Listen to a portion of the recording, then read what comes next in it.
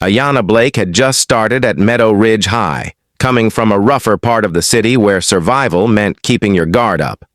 She was quiet, a black girl who knew how to fight but didn't show it. To the bullies, she was an easy mark.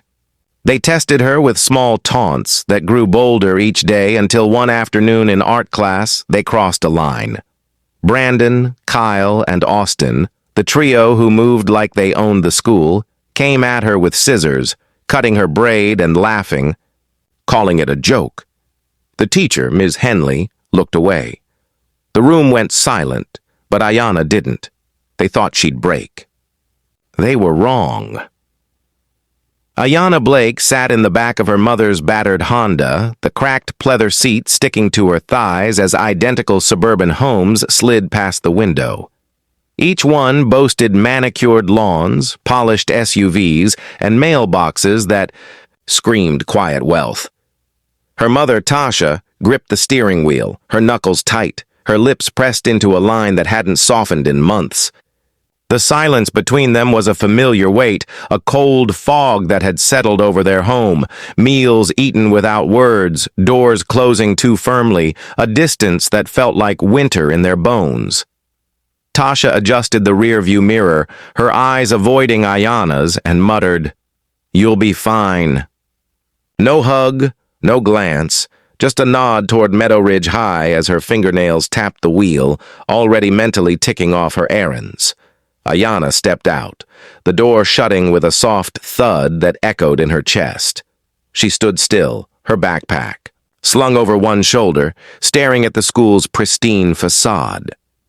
Banners above the entrance proclaimed, "Excellence through community," in bold, cheerful letters, but the words felt like a challenge, daring her to believe them.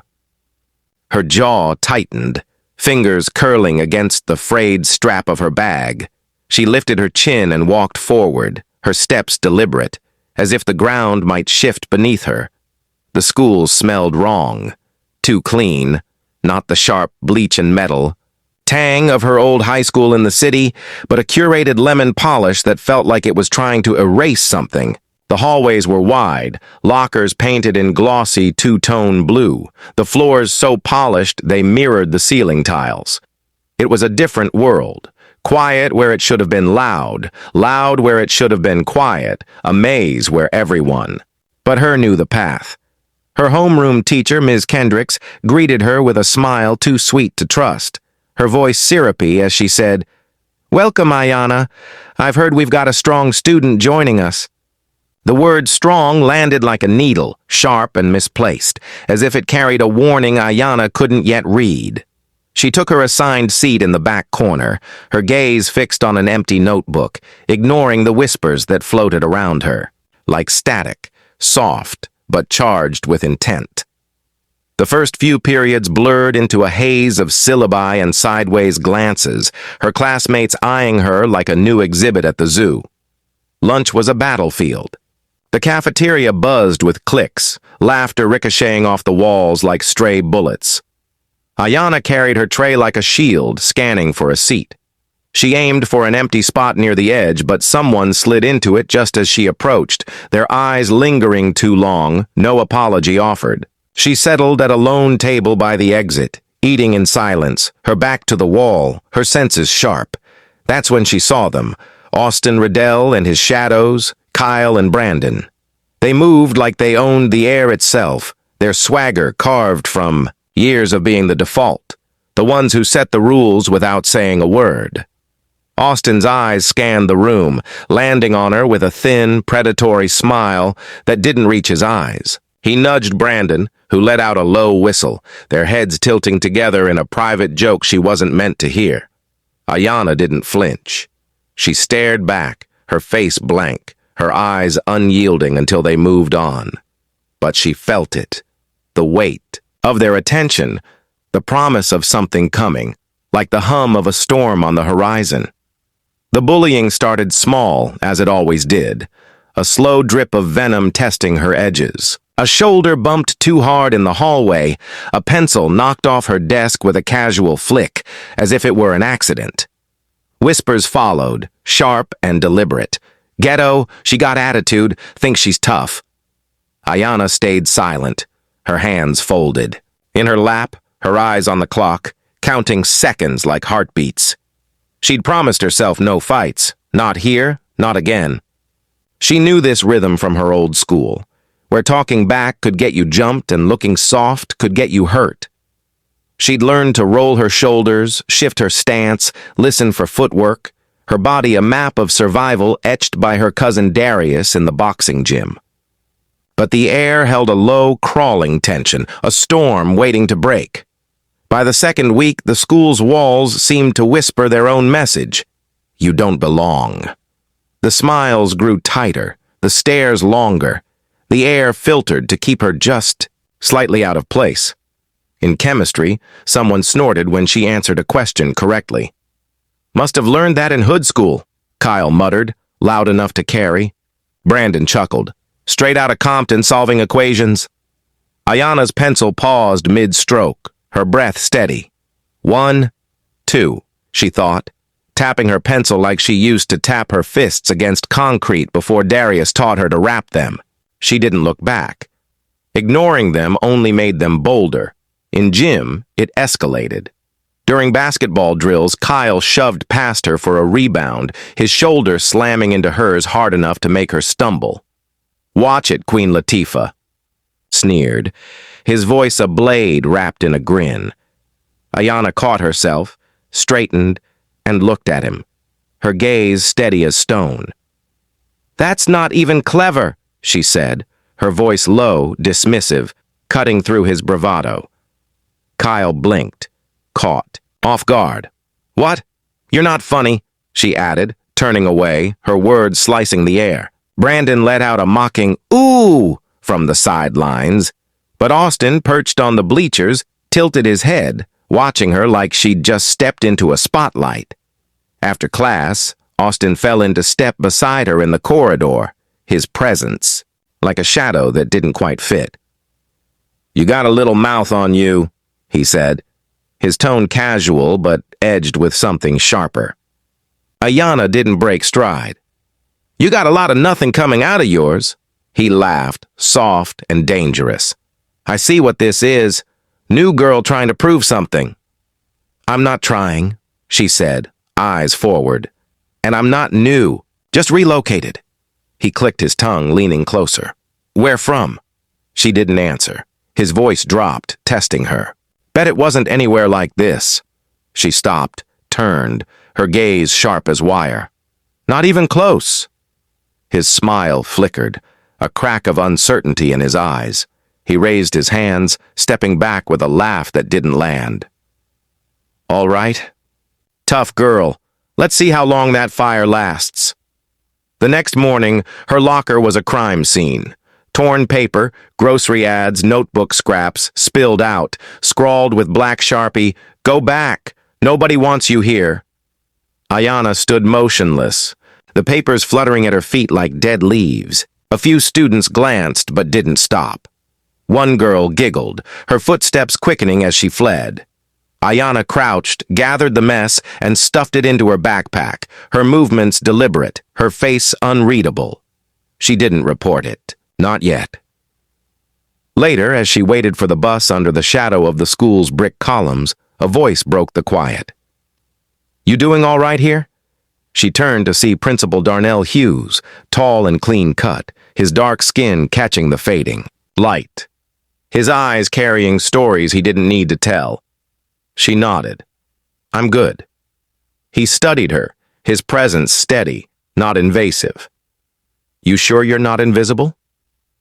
I never said I was, she replied, her voice even. He smiled, faintly, a flicker of recognition. No, you didn't. But I've seen that look before. She raised an eyebrow. What look is that? The one that says, I know exactly how far I can be pushed before someone learns they picked the wrong one. Her lips twitched, almost a smile. That's specific. I've been here a while, he said, and I'm not new either. She nodded, respect settling between them like a shared language. If anything crosses the line, he added, his voice dropping, and you want it documented, come to me. I'll handle it the right way. What's the right way? The way they don't expect. As the bus rumbled up, she gave him a final look. Thanks. He stepped back. Anytime, Ms. Blake. It happened on a Wednesday, under a gray sky that pressed down like a lid, the air thick and still.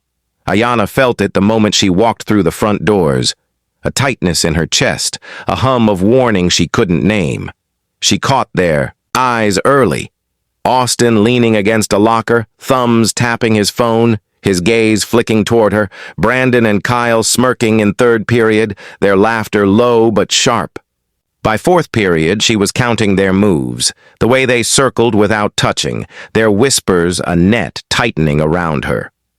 Sixth period was art class, a supposed creative freedom hour. Students scattered across the room with sketch pads, watercolors, and dull, school-issued scissors. Ms. Henley, the teacher, was distracted, discussing portfolios in the corner.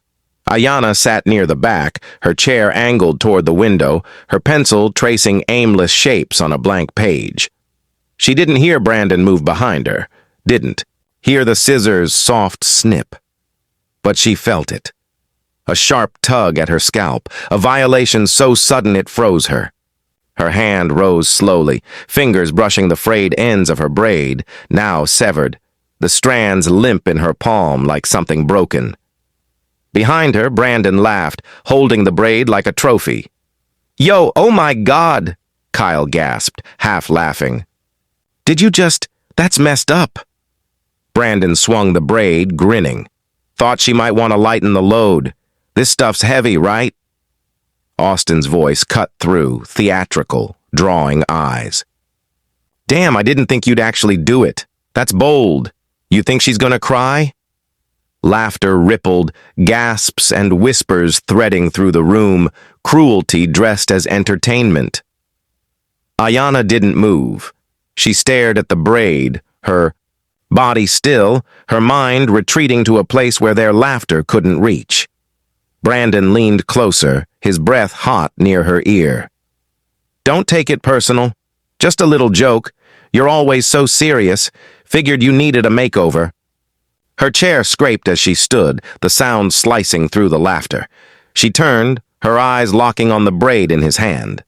Brandon blinked, his grin faltering. "Relax," he said, voice unsteady. "It's not like it was real or anything." Her gaze didn't waver. "You think that makes it better?" Kyle stepped forward, trying to regain control. "Look, no one's trying to hurt feelings. It's just hair, right?" Austin, lounging nearby, crossed his arms. "You make it a statement, wearing it like armor. People are going to test it. That's how it goes."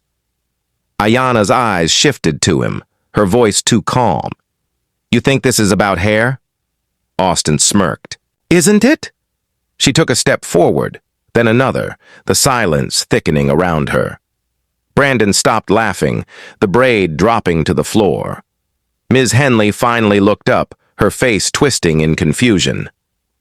"Is something going on?" "No," one answered. Ayanna's voice came steady, low. "You don't get to touch me. You don't get to take something from me and call it a joke." Brandon raised his hands. Okay, just calm down." But Ayanna wasn't angry, not in the way they expected. She wasn't yelling, wasn't shaking. She was still, controlled, watching. Her fist connected before Brandon could finish, a clean right hook snapping his cheekbone with a sickening crack. He stumbled, crashing into an art table, paint jars scattering as he clutched his face, blood streaming from his nose. Ms. Henley screamed, but Ayanna had already shifted. Kyle lunged, but she sidestepped, grabbing his arm mid-swing, twisting, his wrist and slamming his elbow against the table's edge. He crumpled, shrieking, cradling his arm. Austin stood, hands raised, stepping between them. All right, back up. You made your point. You win." Ayanna's eyes didn't waver. "No," she said, her voice cold as steel. "You don't get to talk." Austin's mouth twitched, but he stepped back, his arrogance gone, replaced by a flicker of fear. Students backed toward the door, some recording, others frozen. Ms. Henley hit the intercom, shouting for security. Ayanna stood amid the wreckage, overturned paint, scattered papers, the braid curled on the floor like something discarded. She picked it up, held it like something sacred, and walked out, her steps calm, her shoes echoing on the linoleum. She didn't run, didn't speak, just moved down the corridor, chaos building behind her. In the principal's office, Darnell Hughes stood waiting, his presence unshakable in dark slacks and a gray button-up. He dismissed the security officers with a nod. "Close the door," he said. Ayanna sat, the braid still in her hand, her fingers curled tightly around it. Hughes studied her, his elbows on his desk, hands folded. "I read the report. You attacked 3 students. One's got a broken nose, another's getting X-rays on his arm." She didn't respond, her eyes dropping to the floor, not in shame, but in thought. "Why?" he asked. "They cut my hair," she said, her voice soft, tired. He nodded, unsurprised. "I watched the security feed. You didn't run. You waited. That's not someone who just snapped." She met his gaze, curious. "Most people," he continued, "hear a black girl fought 3 white boys and sent 2 to the nurse. They think violence, rage, threat." "I know," she said, her voice flat. "They always do." "But I ask what happened before the fight," he said.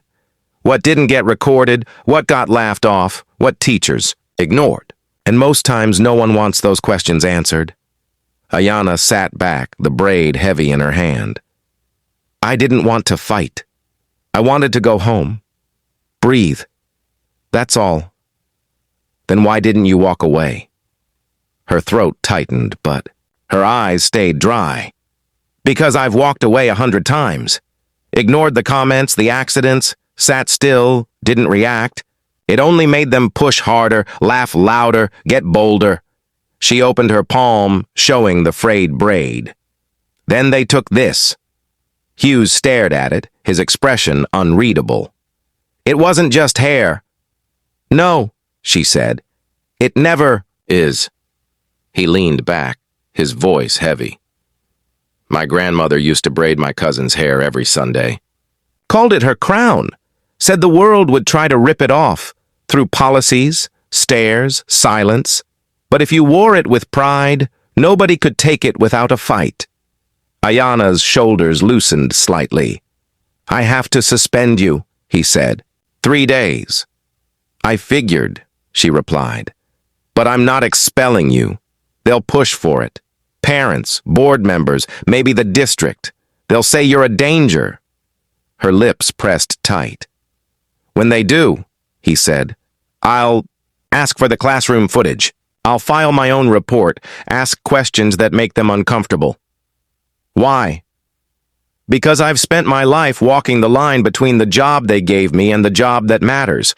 Today, those don't have to be different."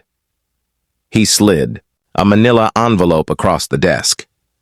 "Suspension paperwork. Sign it, go home." She took it, her grip loosening on the braid. "That's not the end of this," he said. She nodded. "You've been fighting alone since you got here. You don't have to anymore."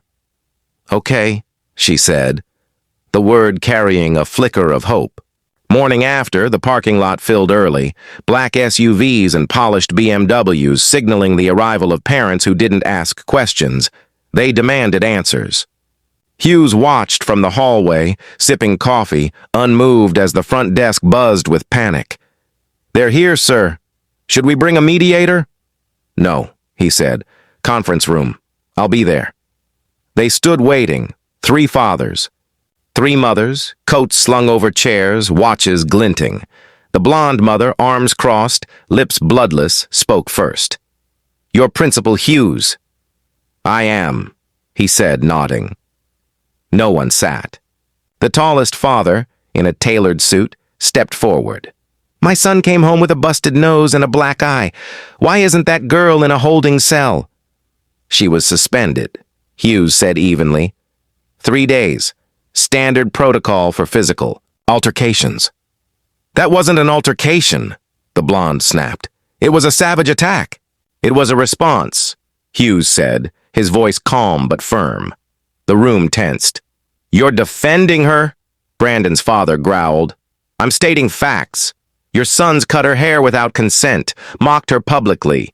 That's assault, humiliation, emotional violence. You're justifying violence against white students, the blonde hissed. No, Hughes said, his tone sharpening. I'm justifying truth. The silence was volatile. A father stepped closer, his voice low, dangerous. I sit on the school board. My firm sponsors your athletics. My son's afraid to come to school because you're allowing some girl with a chip on her shoulder. She has every right to be here, Hughes cut in, his voice a scalpel. You're angry because someone fought back, and you weren't prepared for what that looked like. The blonde mother shook her head. This will escalate. The media will hear about it. I'm counting on it, Hughes said. They'll see the footage of your sons cutting her hair, laughing, threatening. The public will understand why she defended herself. If not the media, the courts. You wouldn't, one growled. I already have. The footage is with the superintendent. They gathered their coats in silence, their anger palpable but impotent. The blonde paused at the door. You've made a serious mistake. No, ma'am, Hughes said. I've made a choice. Ayanna returned on the fourth day, her back straight, her face unreadable. Whispers trailed her like smoke, but the air had shifted, electric, heavy. Teachers avoided her eyes. Students kept their distance. She wasn't invisible anymore. She was a force. In his office, Hughes showed her a folder with security screenshots, Brandon with the scissors, Austin smirking. I've sent this to the superintendent, he said. I'm drafting a state report. It'll get buried unless there's a pattern. He slid a notebook across the desk, listing names of other students of color, their complaints dismissed. I started tracking last semester. It's been happening, small enough to ignore. Ayanna read the names, her jaw tight. What do you want me to do?